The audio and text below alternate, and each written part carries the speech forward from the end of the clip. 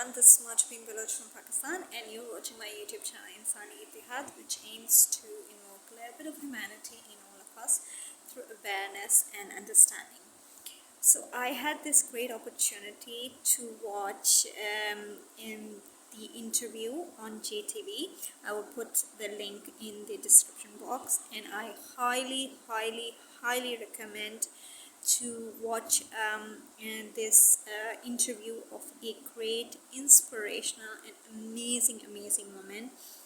And she's from New York, and she runs this amazing initiative, and really grateful to JTV and brother Oliver, for interviewing her.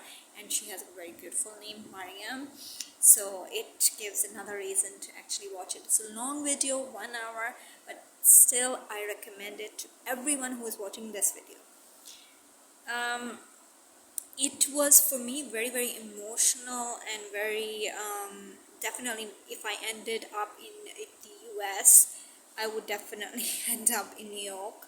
So if I ended up in New York somehow, New York is in the pipeline that I would spend some time there for some things that I have planned for. So definitely, while my stay in New York, I would definitely volunteer for this amazing woman. And I'd recommend all those people who know people who are psychiatrists, psychologists, therapists, or who can help in volunteering anything, any service, or even donating or helping some people out. Please do so. Reach out to this woman, reach out to Brother Oliver and JTV. Help, because this is such an amazing initiative. I wanted to highlight few points because after watching it, these things were actually bugging me, and these things have been bugging me for so many times, in a sense that generally those concepts I feel need to be discussed and rediscovered, in my opinion. First and foremost, when she concept of sex being pleasurable and good, and the fact that every human being should have sex in the pursuit of pleasure. This gives one validity for people who are imposing their sexual aspirations or desires on people, because they, in the back of their mind, they're saying, okay, this is pleasurable, everybody should enjoy it, and everybody should feel pleasured while we are doing this to them. And this validates their ambitions, which in many cases would not be welcoming towards them by others. Secondly, children are the most adorable and innocent and amazing and inspiring creatures, beings. Creatures is a not a very good connotation, but I mean, the innocence of children and their ability to not judge, then give raise to those people who have been rejected by other people in a way that they feel, or if they are taking advantage of, as in that some other people have taken advantage of them and had pleasure taking advantage of them, they feel that they can also take advantage of the people that they can, and with whom they have the access with. And at times, because children are so adorable and they're so accepting and they don't judge and they don't if you see, I strongly feel that children, toddlers and kids, when they're born, because they are born inside the bodies of their mothers, they have this very strong attachment energy And if you would see that if their mom would not carry them and pick them up, or notices them, or hugs them, or gets them close to their physical body, they start crying. And and that is the thing that they and that is the thing, because they are very much hungry for attachment. They're scared of facing the world and the new environment that they are now in all alone. So they want to experience it with their parents, with their mother, more importantly, and then the father, and then all the people. So they want this attachment that they are being taken care of, and they're attached to some person who would take care of them, or sort of protect them. So these kids were first of all molested at tender ages of 5, 6, or 9, or whatever.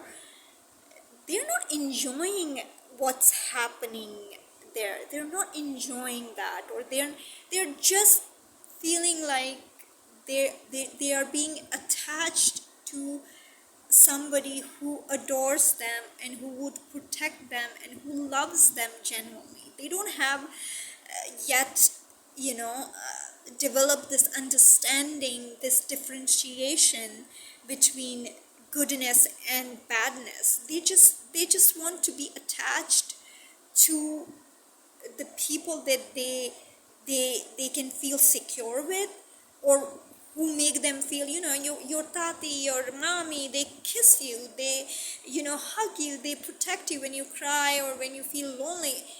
Put a kid in a room alone, and all they do will cry. So it's not like children are sexualized and they understand this sexual pleasure, and that's why they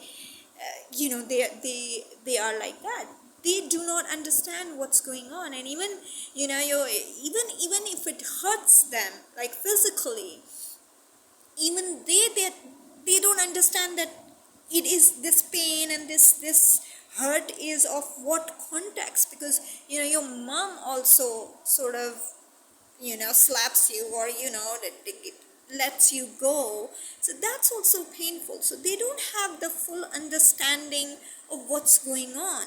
So if you don't have a full understanding of what's going on, how can you take it as a pleasure? And this whole idea of taking sex as a source of pleasure is, I think, is a very, very dangerous concept. Because to begin with, I should be the last person to even commenting on this. One, I'm not Jewish. Two, I come from a very weird country where people don't talk about sex. They don't have any sex education. And I think, I'm pretty sure we do not have as much sex compared to, or maybe I'm wrong, I don't know. But yeah, I mean, for us it's taboo, it's dirty, it's this, it's that. But everybody is having it, and then they are associating it with pleasure also, because it's just in Islam, if you see in the Islamic context, it's just so pleasurable or so rewarding that the heaven is a brothel in itself for men, where God is a pimp who is providing virgin women for this whatever pleasure. So this whole concept of sex being the source of pleasure or entertainment is, I think, there is seriously something wrong with it. As far as I have understood the Jewish theology, at least, because in my opinion Judaism is the one and only anti-paganistic religion, and the rest of the religions, may it whatever be, like Christianity, Islam, Sikhism, Hinduism, Jainism, Parsi, whatever, all of them have very strong sources of paganistic ideology and idols, and symbolism of idolatry, and the sexual pleasure and the sexuality actually is ingrained in those religions. if you see in Christianity, it is like you have to be a virgin. The virginity concept is just so popularized, and it's such a piety that you're a virgin. Even if you're thinking of virginity as this extreme righteousness, it's on the same line. It's this virginity and this totally outrageous sexual behavior. It's You're talking about the same sexual line.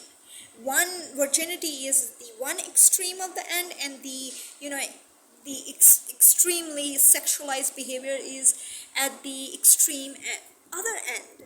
But you're talking about the same sexualizing the religion, and the whole concept of divinity is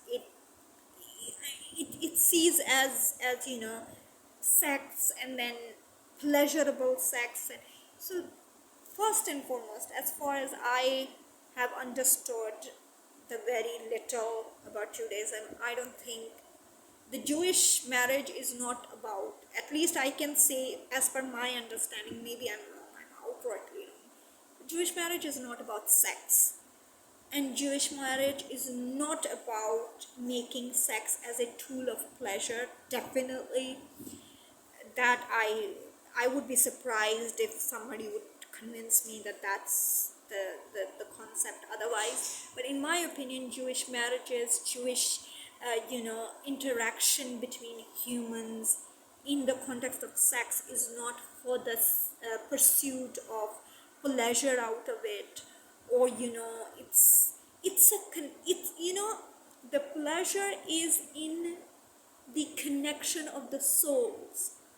The romanticization in Judaism is in regards to you meeting your soulmate. So that has nothing to do with your body or with your sexuality. Rather, it's your divine connection, and the divine connection does not need sexual expressions.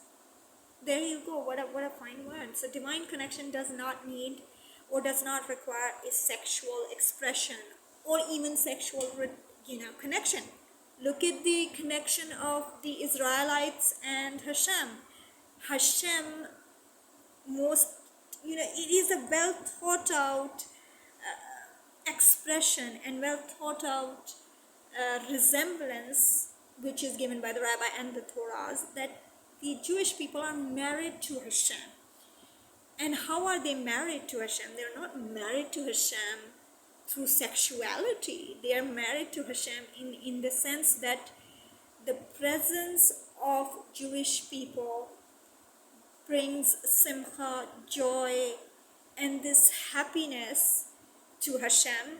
And the presence of Hashem actually brings happiness, joy, and contentment to the Jewish people. So when I was hearing Miriam speak in regards to this, that it was something pleasurable and they didn't understand. I can't wrap my brain around sex being pleasurable or sex being a tool to pursue pleasure in life or in relationships. Sex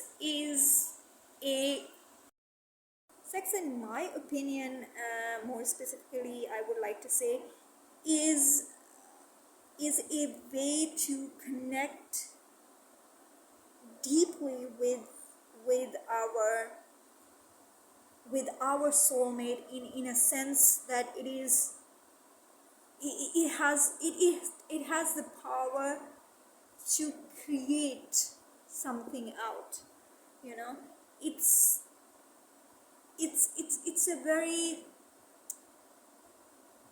a very powerful sort of connection, in a sense that not only two people are connected physically with each other, but actually Hashem also sort of is involved, in a sense that it is Hashem who would bring new life or new humans into this world. So it's not pleasurable, rather it's a very, very sensitive and responsible ability, and actually it's a very powerful ability to be able to be part of this entire cosmos, to be able to, sex runs this world, not for pleasure necessarily, but it is in the sense that for a man and woman, just being there for each other and not sexually, sort of close to each other is enough. They don't. If I think we anyone who is really feeling lonely in the world, they would say, I need a friend. I need somebody to talk to, somebody to spend time with, somebody to share my happiness, somebody to share my griefs, somebody to share my achievements, whatnot, or see the world, or God knows what. So the presence in itself is enough for two people, either gender, if they're from opposite gender, heterosexual again. So any relationship, either it's between man and a woman, or woman and a woman, and man and a man, or I don't know what is the, but for two people, they being together just to share each other's life experiences, and to be able to support each other for whatever they're doing in life, and just not be alone is enough. So why sex?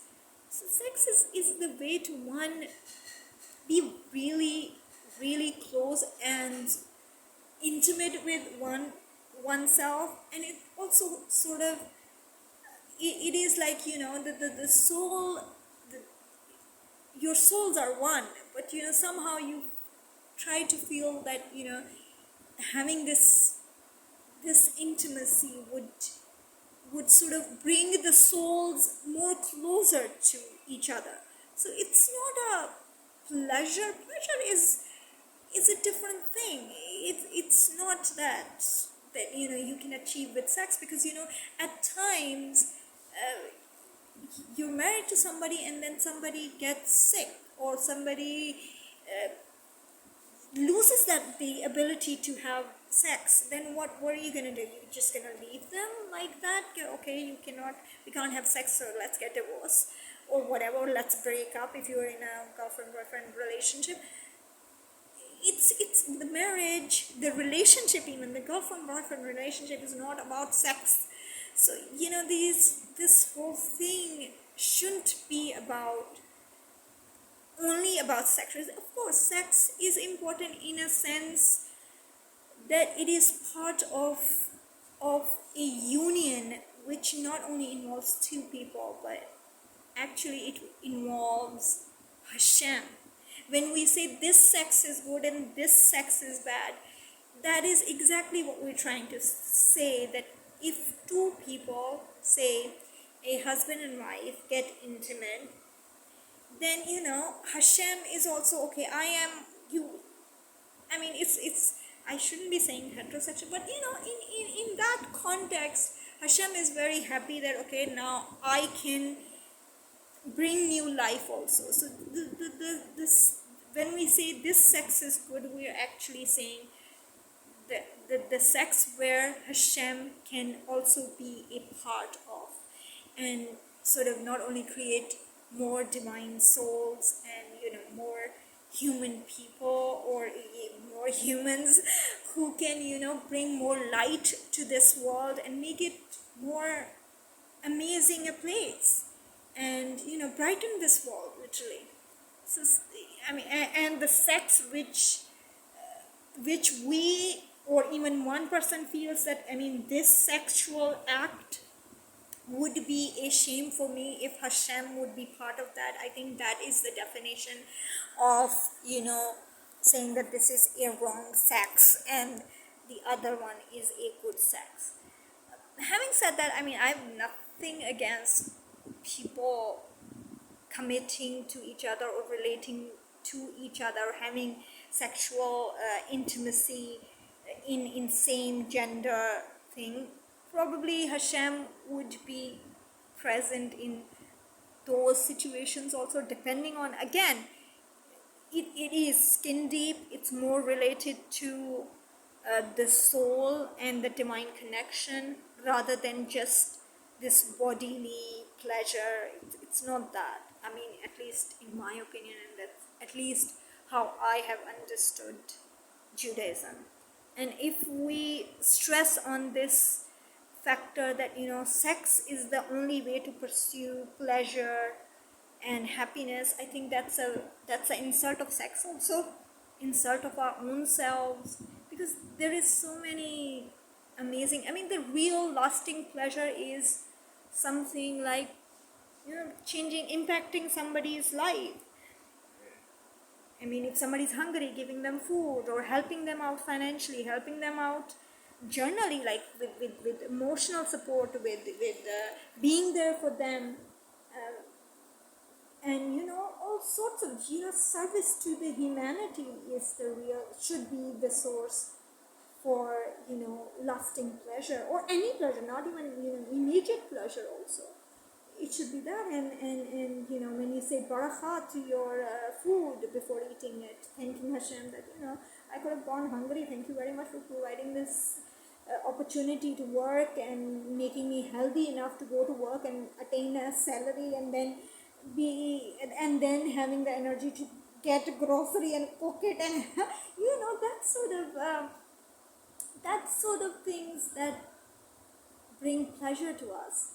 And having this ability, not necessarily sex is a, like I said, it's a divine connection which has to be seen as a huge responsibility, because Hashem is involved in it, and Hashem is seeing it, and Hashem can, through this, can course the change the course of humanity, literally. So sex is not petty to be used as pleasure. It's very, very, very, very responsible, and very, one has to be very, I mean, of course, if you're joking about it, that's okay, but I mean, that sort of thing, and go to the, okay, fine, we live in the kind of culture where there's casual sex, where, both partners think that, it's yeah, it's just a thing, and, it's meaningless for them. But then again, if something is very meaningless to you, how can you draw pleasure out of it? I mean, you can only draw pleasure out of something which is significant to you. For example, I get graduated from Harvard University, which will never happen, but that would definitely, if I get my PhD from Harvard, I would be like the happiest person. No, but yeah, or if I would have triplets, yeah, because if I would have triplet sons, I would really, really be happy, because I have really amazing Jewish names that I have thought of. But no, on a, if something is insignificant to you, I don't see the point getting pleasure out of it.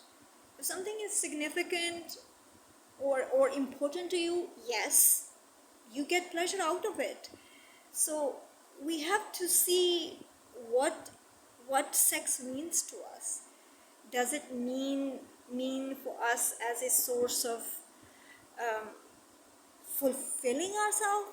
Then I think it's wrong, because I think most of the rapist and child molester probably think that they're fulfilling their existence by doing this, and they don't realize that what they do and this sexual exploitation actually grows with those children, and it grows to immense proportions, and it actually I mean, probably the adults doing these things to young children probably think they don't know, and they would forget about it, and they grow out of it. But we need to understand And I would say testicles and penises, please have control yourself. Have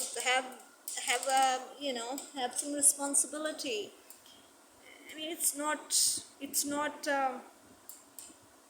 mean, at least children should be spared out of this whole thing, which we feel is a source of fulfillment for many people.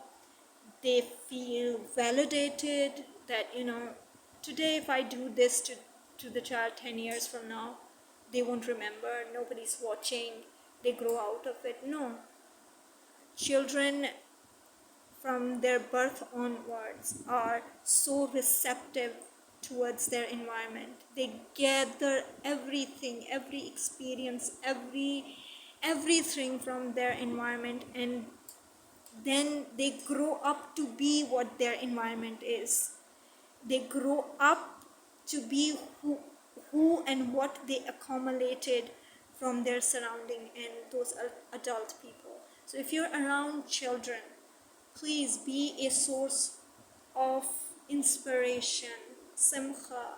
If they look at you, they should look at you not with disgust, but with utmost love and respect, and that they admire you in a way that they are grateful that the kind of support that you have provided them added to their growth in a positive way rather than in a negative way.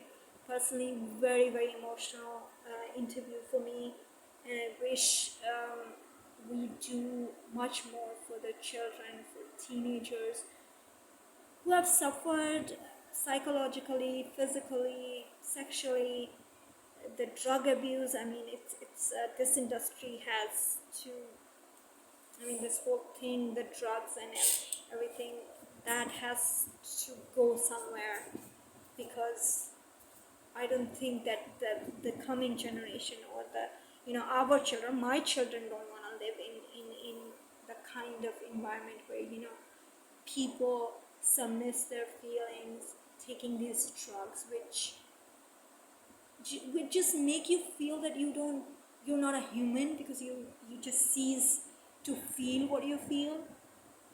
That's just unfair, and that's just not good. And I hope that we as this world and as this human race evolve to be sensible, sensitive, and really, really thinking beyond our noses and beyond our egos and beyond ourselves, and think about the other people and understand that how we are affecting them. Is that positive or negative? Thank you very much. Do watch the interview.